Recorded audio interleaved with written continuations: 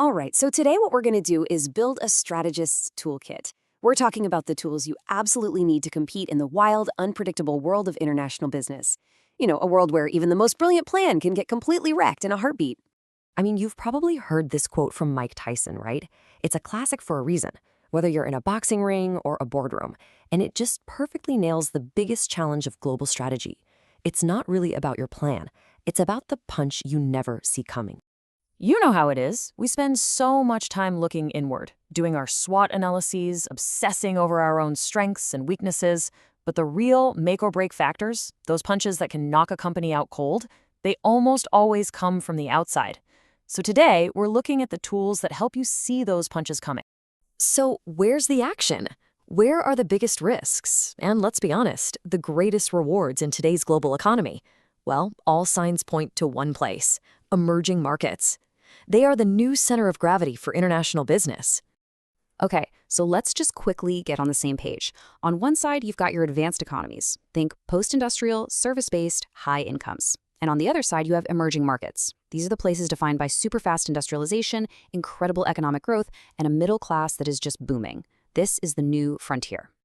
And this chart, wow, this really tells the whole story of why this matters so much. Just look at the last 30 years. The share of world GDP has completely flipped. See the blue bars? That's the advanced economies. They're shrinking relatively.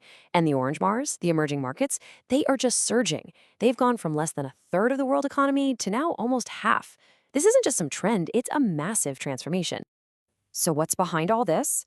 Well, it's this perfect storm of factors. You've got massive growth potential, a rising middle class with tons of new spending power, huge investments going into infrastructure, and this incredible entrepreneurial energy that's creating a whole new generation of global powerhouses. Okay, so to navigate this new world, you basically need a radar system. You need a way to scan the horizon. And the first tool in our kit is exactly that.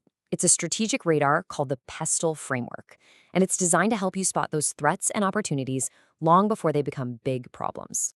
PESTLE. Yep, I know, it sounds kind of like something you'd use in the kitchen, right? Like a mortar and pestle? But this isn't for grinding spices. It's a really powerful way to analyze the 6 key forces in the outside world that can completely change the game for your business.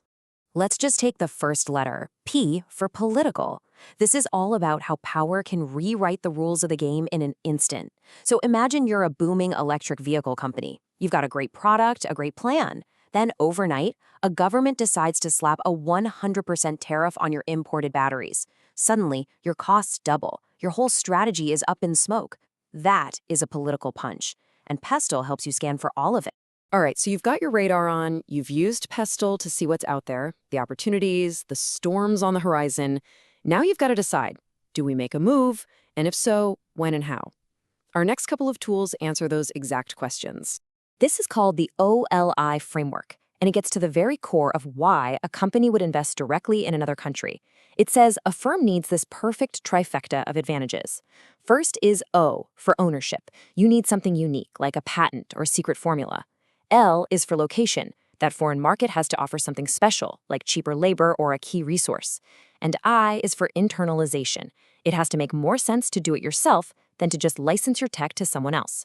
You need all 3, or that leap abroad is probably a bad idea. And this visualizes how it all actually happens. This is the Uppsala model. And the key thing to get here is that going global usually isn't some giant leap. It's more like a journey. It's a gradual, step-by-step process. Companies usually dip their toes in the water first, learn about the market, and then, slowly, they increase their commitment. It's an evolution, not a revolution. Okay, for our last tool, this one is my favorite. Think of it like a treasure map for the modern global economy. It's called the SMILE curve, and it shows you where the real treasure, the value, is actually hidden. And here it is, the SMILE curve. The big idea here, the absolute game changer, is that value has shifted. In the old days, we thought making the physical thing was the most important part. But today, the highest value is captured at the 2 ends of the curve, way at the beginning with research and design, and way at the end with branding and services. That bit in the middle, manufacturing, that's where value is at its absolute lowest. So let's start on the left peak of that SMILE. This is what we call the concept phase. It's not about physical stuff, it's all about intangibles. It's turning ideas, R&D, and scientific discovery into patents and blueprints. And because true innovation is rare, it commands a really high value. And now we head down into the trough, the very bottom of the curve. This is manufacturing, fabrication, assembly, the physical, tangible work of actually putting the product together. This is where value really bottoms out. So why is it so bad down here? Well, there are these three massive forces that create what's called the commoditization trap. And trust me, you don't want to get stuck here. Standardization makes one product just like another.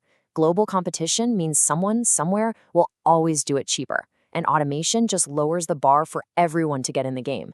It is a brutal, hyper-competitive, low-margin place to be. But then, look what happens. We start to climb back up the other side to the right peak of the smile. And here, value comes roaring back. This is the world of marketing, branding, and customer service. The whole story shifts from just making a product to selling a solution and building a deep relationship with your customer. I mean, just think about Apple, right? This is the perfect example. They don't actually make the iPhone. They own the high-value peaks.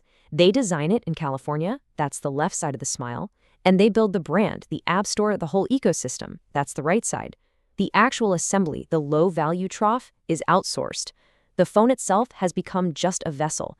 The real lasting value is in the intangibles, the idea that created it and the brand that sells it.